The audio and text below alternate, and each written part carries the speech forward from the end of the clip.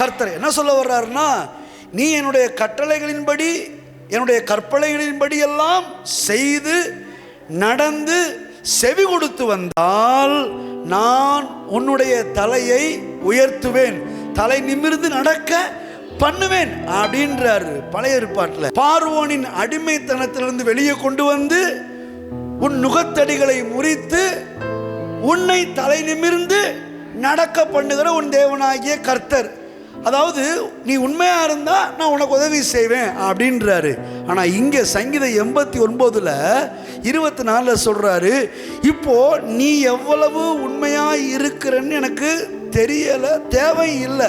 உன்கிட்ட உண்மையை எதிர்பார்த்தேன், ஆனா உன்னால உண்மையா இருக்க முடியல. இப்ப நான் ஒண்ணு சொல்றேன், என் உண்மையும் என் கிருபையும் அவனோடு இருக்கும், என்னுடைய நாமத்துக்கு மகிமையாக அவன் கொம்பு உயரும். கைகளை தட்டுங்கன்றேன். ஹல்லேலூயா.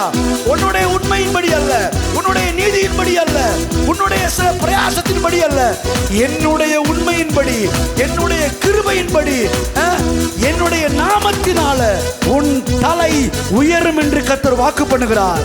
நன்றி தகப்பனே, நன்றி ஏசையா, நன்றி.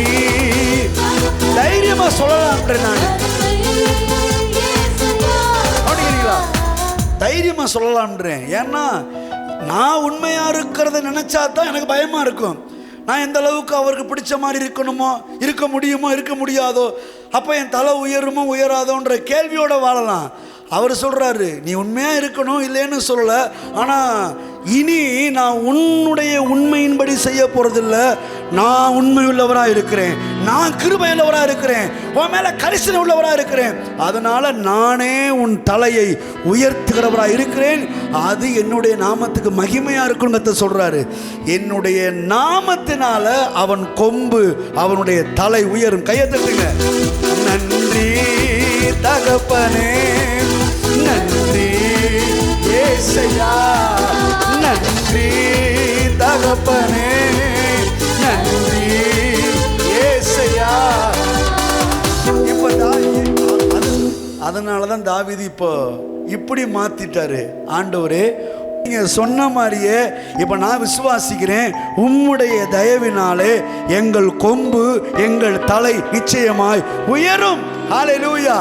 இப்ப நம்ம தைரியமா சொல்லலாம், ஆண்டவரே நீர் உண்மையுள்ளவர், நீர் நீதியுள்ளவர், நீர் கிருபையுள்ளவர், நீர் தயவுள்ளவர். ஆகவே என்னுடைய தலை இந்த புதிய மாதத்தில், வரக்கூடிய 8வது மாதத்தில், 8வது இடத்துல கொண்டு போய் என்னை உட்கார வைக்கிறதுக்கு உம்முடைய தயை என்னை உயர்த்துகிறதா இருக்கிறது.